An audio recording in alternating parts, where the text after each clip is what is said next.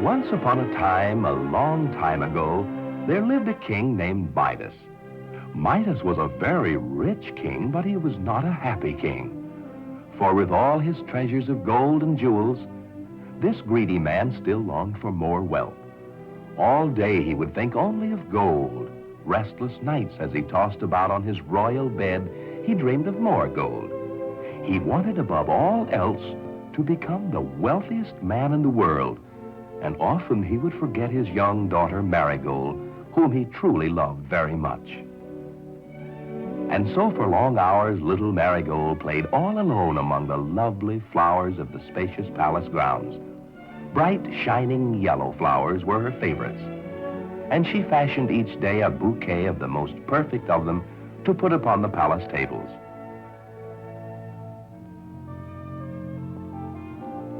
The choicest flower of the lot was always shared with her father, but greedy King Midas only sighed and thought, if only these flowers were real gold instead of merely golden color, then they would truly be worth the having. But Marigold loved the sweet-smelling flowers just as they were, and she hurried to place them in cool, fresh water, lest they wilt. The bright yellow color of the flowers reminded Midas of the golden coins and the treasures hidden deep in his castle dungeon, and he worried that perhaps someone had discovered them.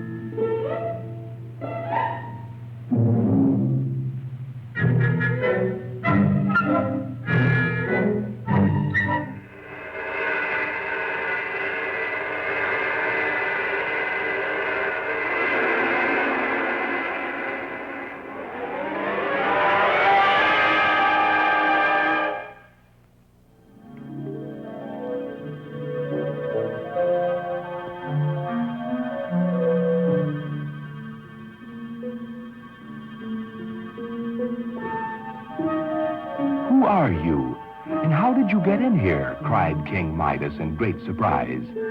"It is of no matter," said the stranger. "But why are you not happy, King Midas?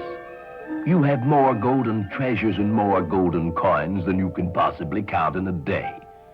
Just what is it that will bring you contentment? What will satisfy you, King Midas?" King Midas sighed. "I have long dreamed of becoming the richest man in the world. I have only one wish. I wish that everything I touch would turn to gold. Then I could be truly happy." "Very well, then," the stranger said. "I will grant your wish. Tomorrow morning at early sunrise, you shall have what you desire. You shall have the golden touch. Use it wisely, King Midas. And now, farewell."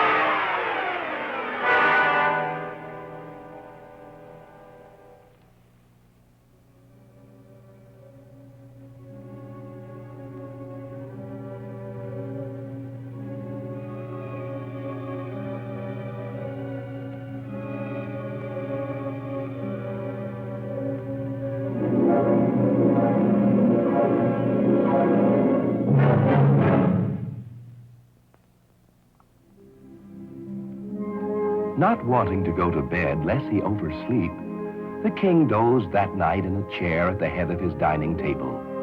At dawn, the golden rays of sunlight pierced the palace windows. King Midas awoke at once, eager to test the power of his promised golden touch.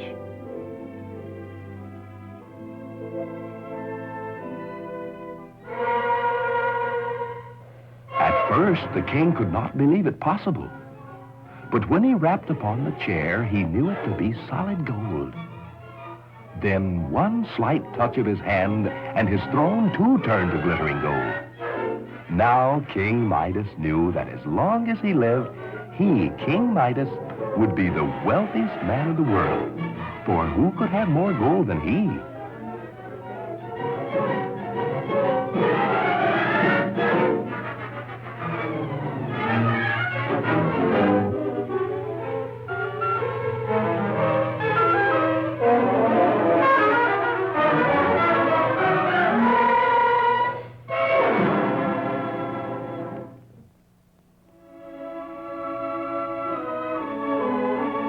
The golden touch made King Midas very happy. But as he sat down to eat breakfast, Marigold came in from the garden with an armful of golden flowers. "Look, Father," she said sadly, "what has happened to my lovely flowers? They are hard and ugly and have no fragrance at all."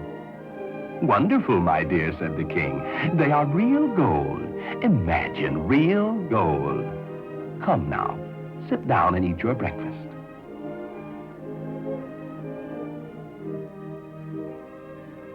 King Midas was very hungry, but as he reached for an egg, it turned to gold at his touch.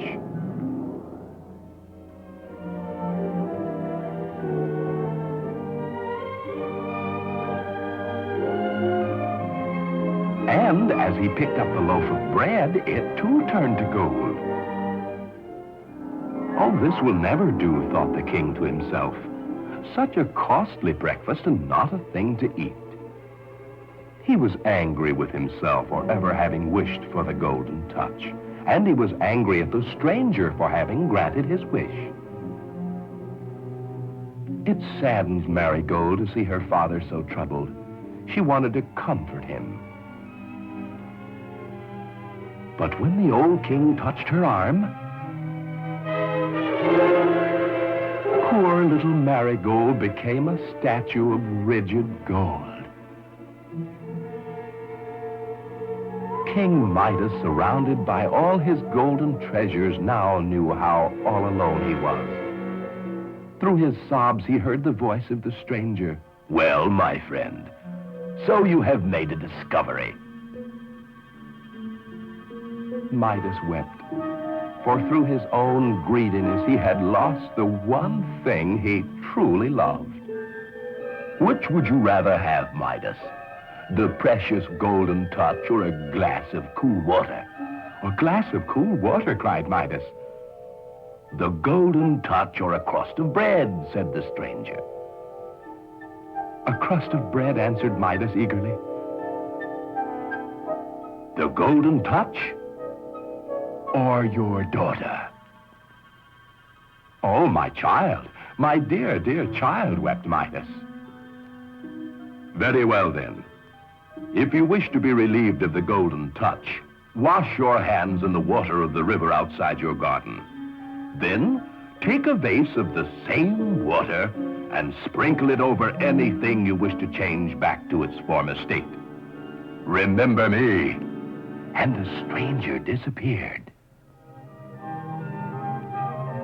King Midas lost no time in obeying the stranger's words. He reached for an empty pitcher and ran for the river to fill it with the precious water. Shortly he returned and at once sprinkled it over Marigold's head.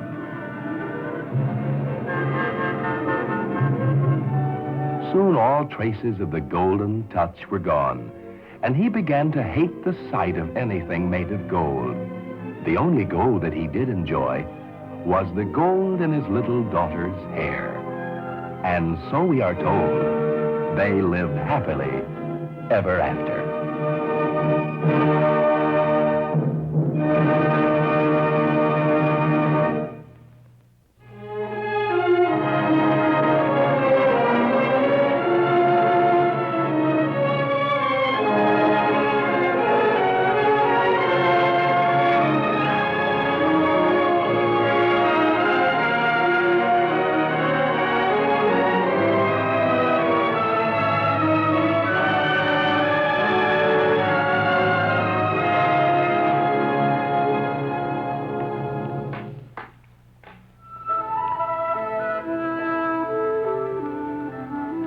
Once upon a time, very long ago, there lived a beautiful young girl in a high tower.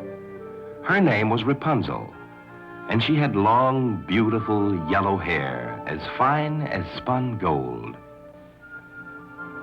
Years ago, an old witch had taken Rapunzel from her mother and father because they had stolen the witch's radishes.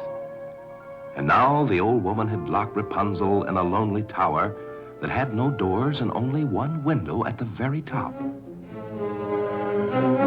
Each day when the witch came to visit the young girl, she took great care to be sure that no one would see her. Then she would call, "Rapunzel, Rapunzel, let down your hair."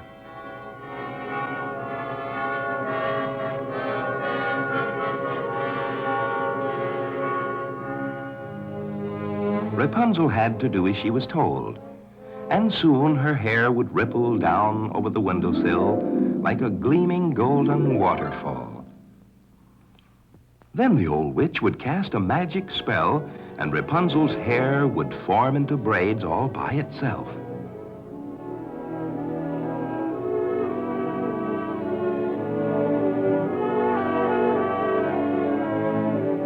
The silken braids made a long golden rope for the old witch to climb.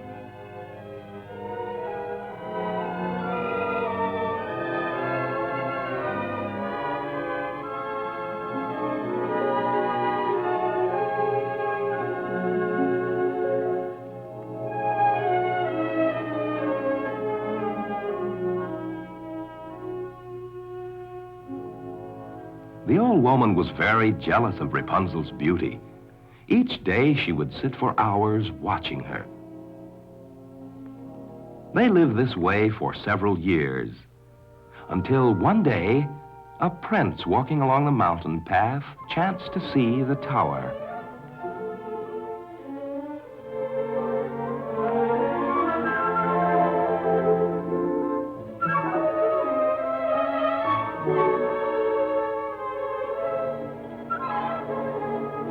He was surprised to find a tower in such a lonely place. Wanting to enter, he looked about for a door, but found there was none. Never before had he seen such a strange building with no possible way to enter. Just then the old witch came hobbling up the path. The prince had heard of the old woman who had magic powers. He did not want her to see him until he knew just what she was up to. The old woman did not see the prince, and she called as usual, "Rapunzel, Rapunzel, let down your hair." And once again, Rapunzel's long yellow hair would ripple like a golden waterfall down the side of the tower. The prince had never before seen such beautiful hair and such a lovely face.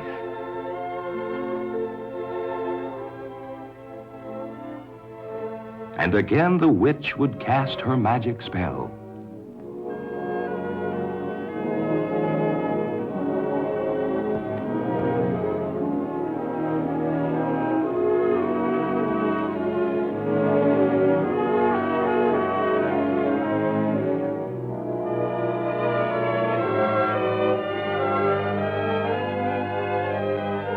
So that is how one enters the tower, thought the prince.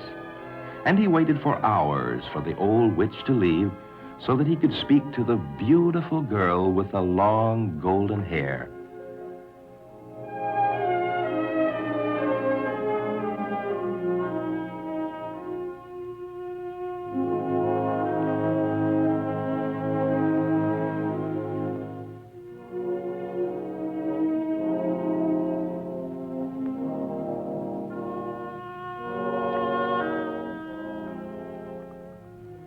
When the prince was sure that the old witch had gone, he called just as the witch had done.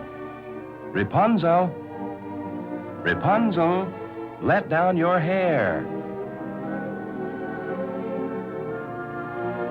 Rapunzel, thinking the old witch wished to climb back into the tower, lowered her braided hair once again.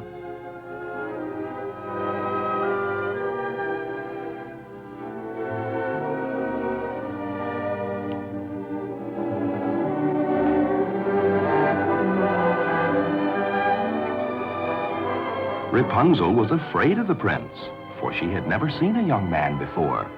But he was so kind and courteous that she soon forgot her fear.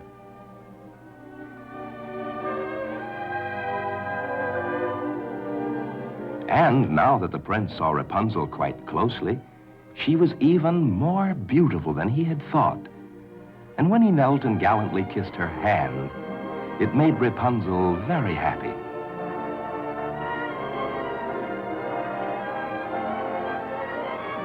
The prince promised to return the following day and free her from her prison tower.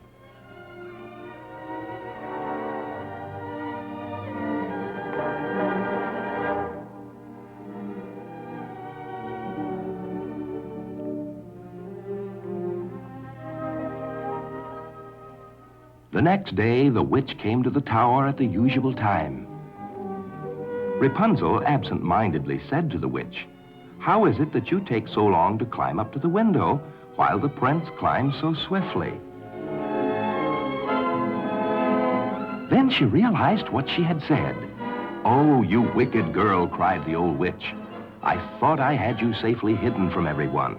Oh, how you have deceived me." And in a fit of anger, she seized a pair of scissors and cut off those long, wonderful golden braids.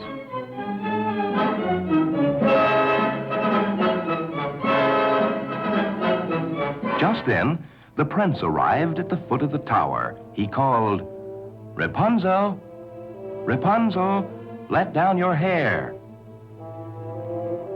So, thought the old witch, he has come back for her. And in her wicked mind, she planned to cast a magic spell upon the gallant prince and blind him so he could never again see Rapunzel.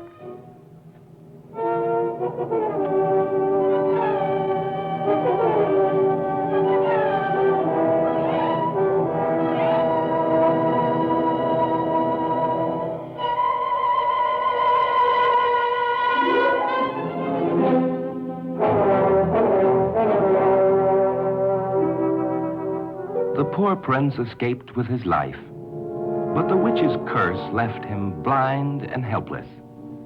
He sadly wandered off into the mountains, knowing that he could never look into the beautiful eyes of Rapunzel again. To punish Rapunzel for deceiving her and attempting to run away, the hard-hearted old witch took her to a far-away desert and left her there, with only bare rocks and a crude log shelter to protect her from the wind and the sun. The girl pleaded with the witch to take her back to the tower, but the ugly old woman had a heart of stone and would not listen.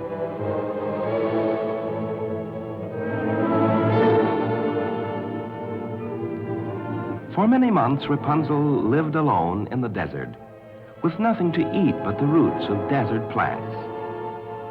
Until one day, the blind prince, who had been searching all over the land, chanced upon the very spot where his beloved Rapunzel was living.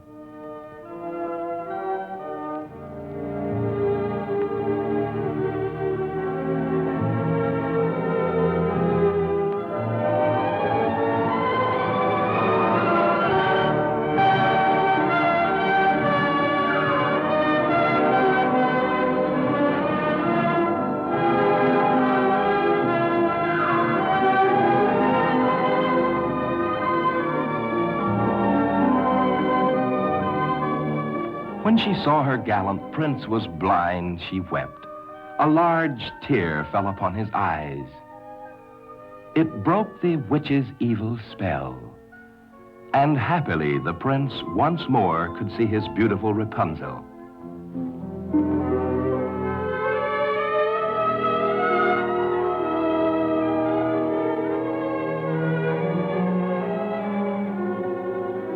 The prince was sad to see her beautiful golden hair so short.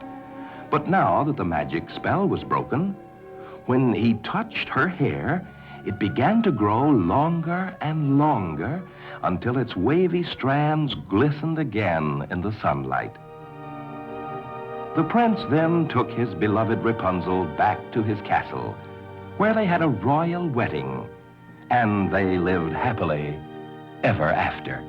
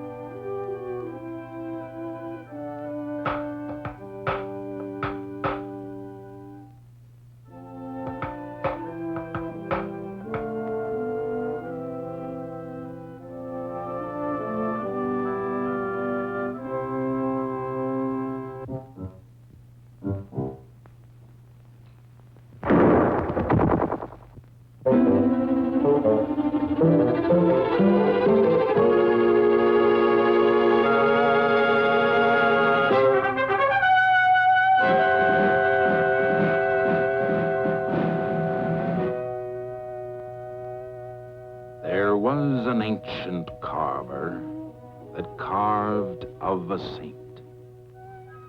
But the parson wouldn't have it. So he took a pot of paint and changed its angel garment for a dashing soldier rig, and said it was a figurehead, and sold it to a brig. The brig hauled her mainsail to an offshore draft. Then she shook her snowy royals, and the sillies went abaft. And cloudy with her canvas she ran before the trade, till she got to the equator, where she struck a merry maid. A string of pearls and conches were all of her togs, but the flying fish and porpoises, they followed her like dogs.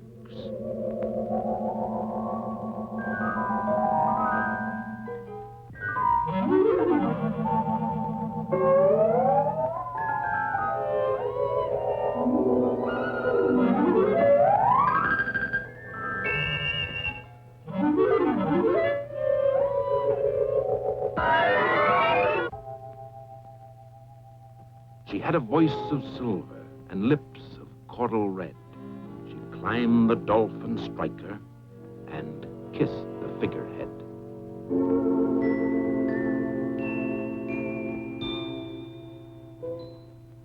And every starry evening in the doldrum calms, she'd wriggle up the bobstay and throw her tender arms about his scarlet shoulders and fondle him and cry and stroke his curly whiskers, but he never winked an eye.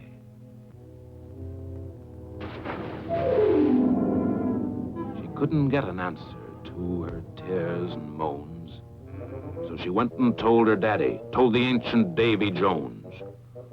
Old Davy damned his eyesight and puzzled of his wits, then whistled up his hurricanes and tore the brig to bits.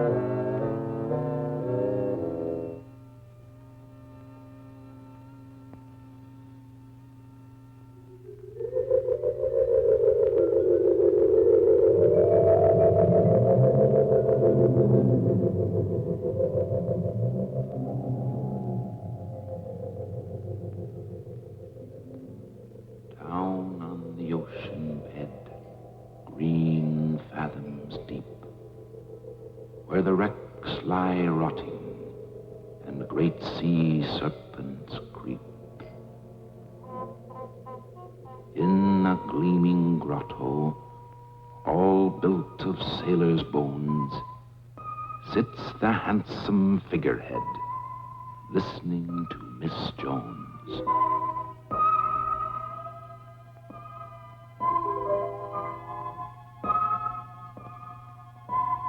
Songs of love she sings him, the livelong day, and she hangs upon his bosom and sobs the night away.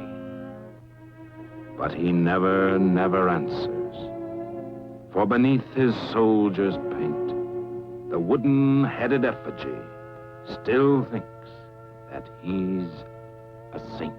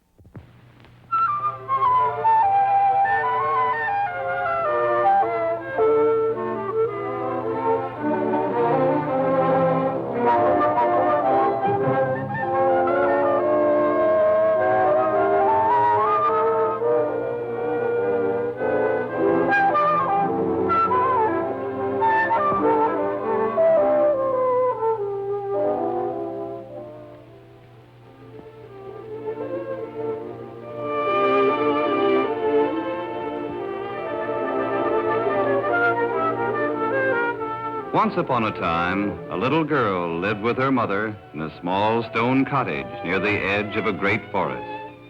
Everywhere the little girl would go, she always wore a beautiful red cape and hood. Soon she became known by everyone as Little Red Riding Hood. One morning, her mother asked her to carry a basket of cookies to her grandmother. Her mother told her not to leave the path or stop to talk to anyone on the way. Grandmother lived in a little yellow house at the other edge of the wood, and Red Riding Hood would have to hurry to return home before dark. After waving goodbye to her mother, she set out at once, carrying her little yellow basket over her arm.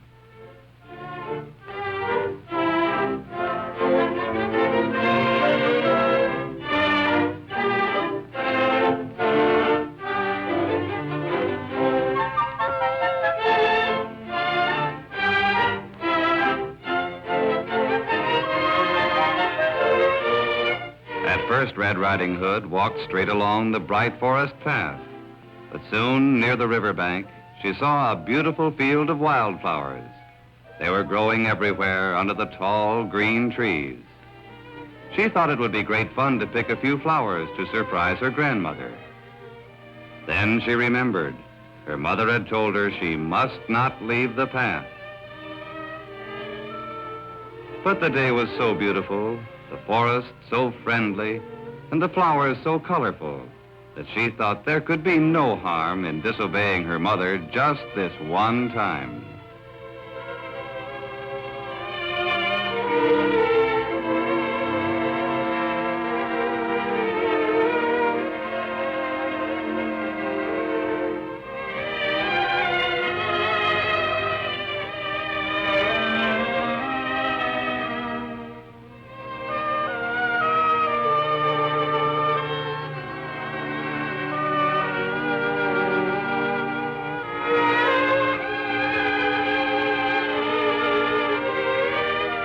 The flowers smelled so sweet, sweeter than peppermint candy.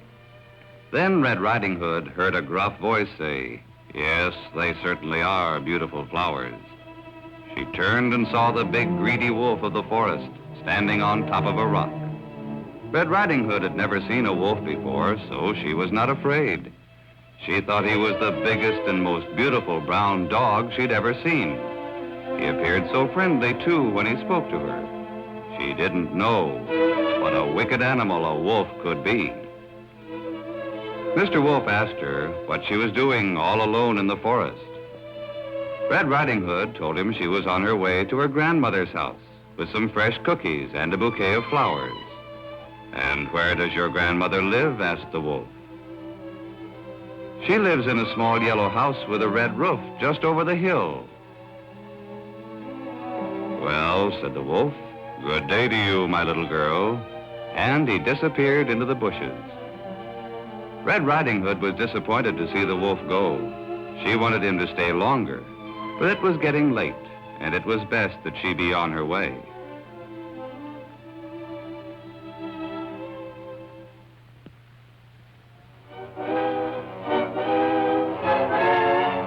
Meanwhile, Mr. Wolf ran slyly through the wood, along the path and over the hill, until he reached Grandmother's house.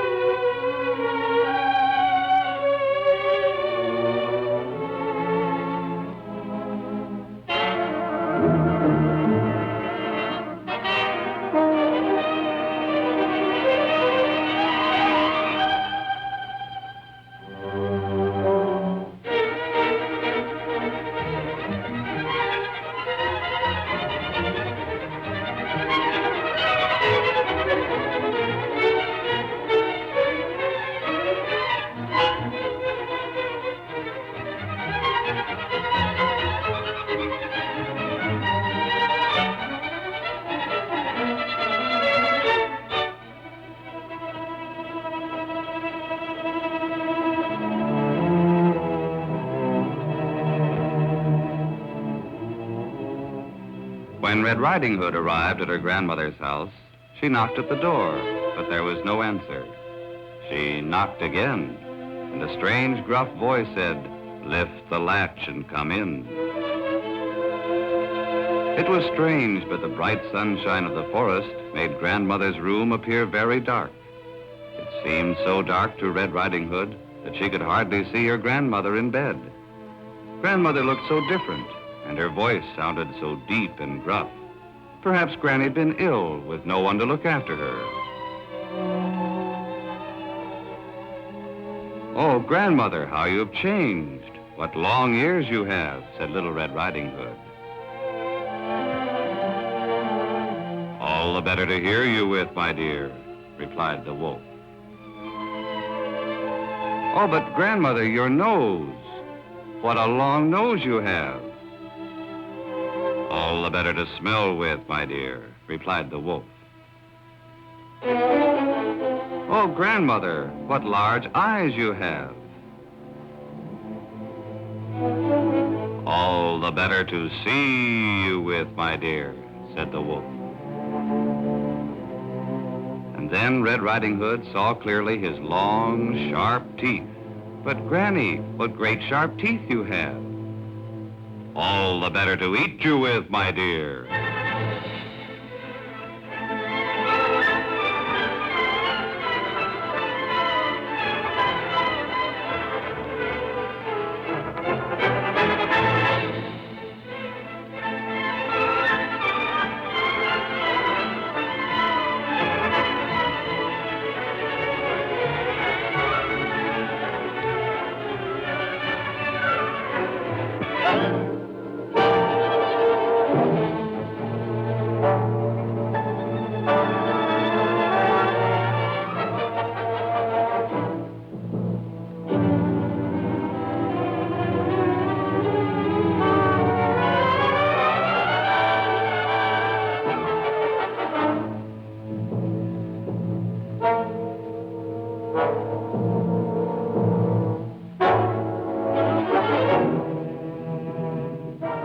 Grandmother was ever so grateful to see Red Riding Hood safe and sound.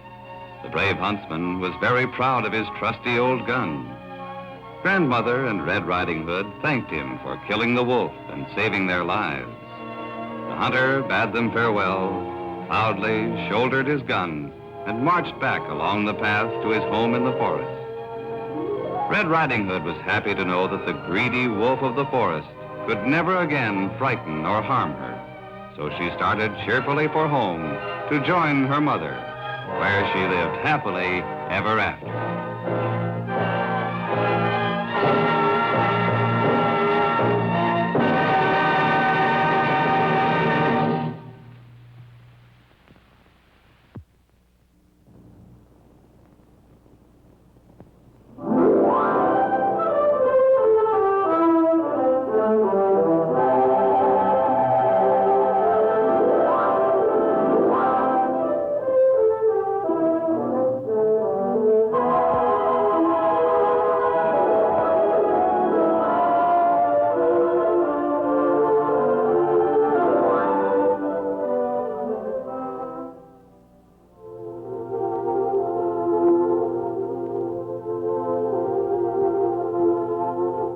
Once upon a time, long ago, there was a poor, tired woodcutter who lived near the edge of a great forest.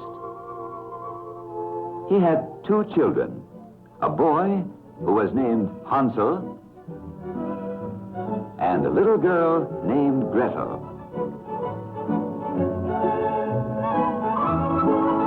Although there was very little in the house to eat, Hansel and Gretel were happy children, for they were busy each day, keeping their father's house orderly and clean.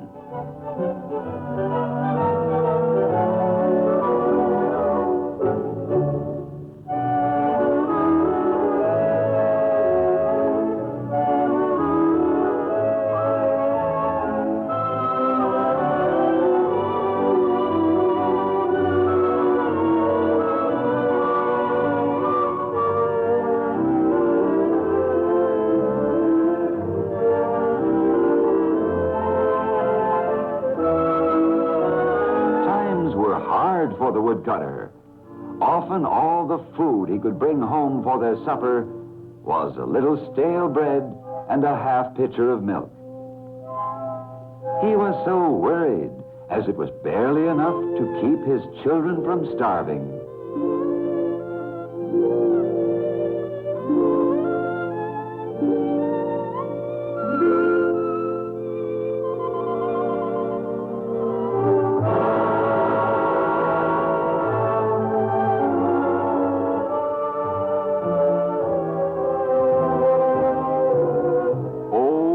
To become of us, cried the poor woodcutter. Our last bit of food gone. Hansel knew that Gretel had not intended to break the pitcher nor spill the milk, and tried to comfort her. But he knew, too, how worried his father was, and wanted to help him in some way. With the half loaf of stale bread under his arm, he took Gretel to the front porch, where he wanted to tell her about his plan to get food for their supper.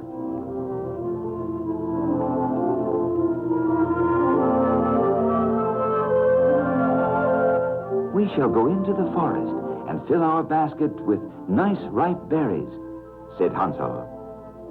But Gretel was afraid. She thought they might get lost without their father. Hansel finally persuaded her to follow him, and the 2 children set out on their journey through the wood.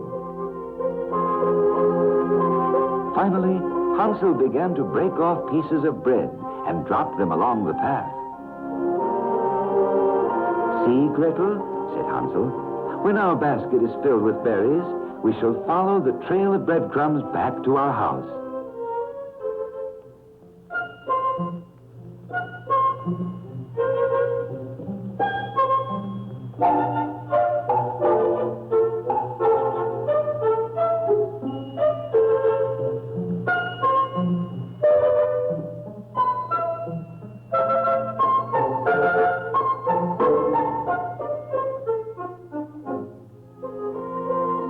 The children walked deeper and deeper into the dense forest, searching for berries. It was getting late, and their basket was still empty. Gretel wanted to start for home. But when they looked for the breadcrumbs, they were gone.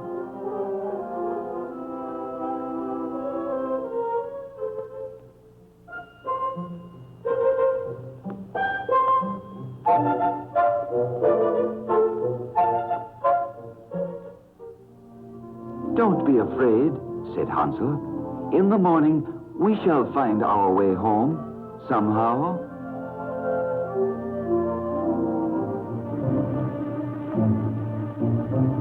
Hansel and Gretel did not see the ugly green witch, but she saw them. Every living thing in the forest was afraid of the old witch, as it was said that she possessed strange magic powers.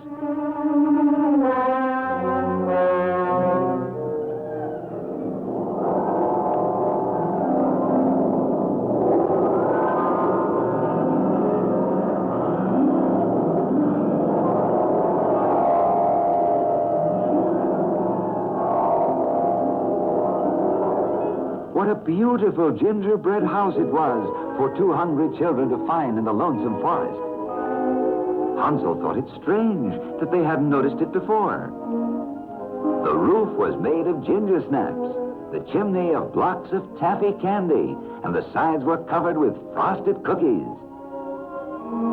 They were just about to eat the candy windowsill when they heard a voice say, "Nibble, nibble, little mouse. Who is nibbling at my house?" "Oh, you poor hungry children," the old woman said in a very cheerful voice. "I'm so glad you like my gingerbread house." Then she said in a more kindly voice than before, come inside, and I will give you something very nice to eat." Though the old witch was ugly and her face wrinkled and green, she spoke so pleasantly that the children trusted her.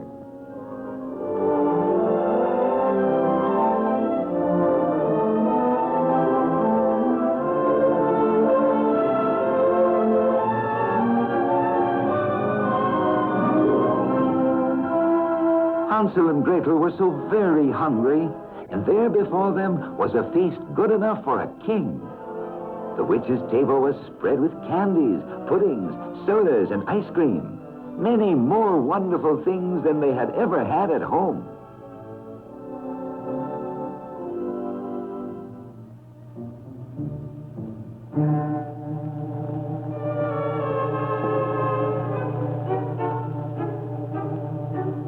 Suddenly, the old witch seized Hansel by the collar and jerked him out of his chair. And before he knew it, he found himself locked in a golden cage.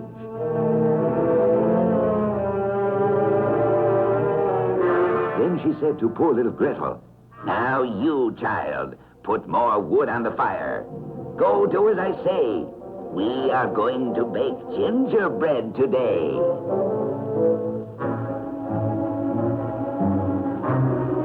Gretel was very frightened, for she now understood what the old witch was planning to do.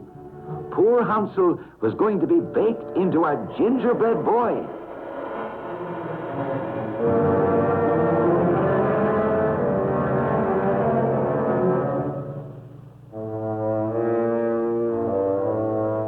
"Now, child, test the oven and see if it is hot enough," said the old witch. Gretel pretended not to know how to test the oven. "Oh, you stupid girl," said the angry old witch. "I will do it myself." Gretel thought of poor Hansel locked in the cage, and she knew what she must do.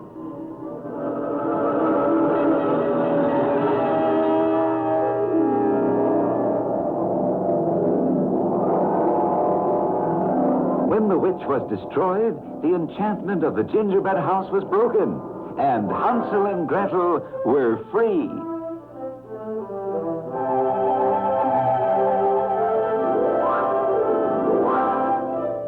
Because of Gretel's brave deed, the entire forest was now free of the witch's evil spell.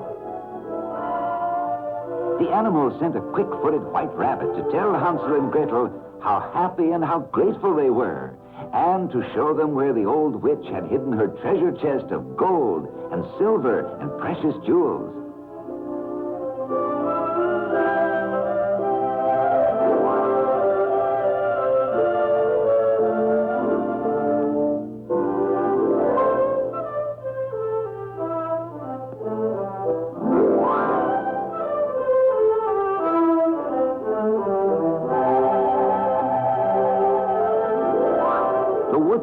Been looking for his lost children and had almost given up hope when he found their basket.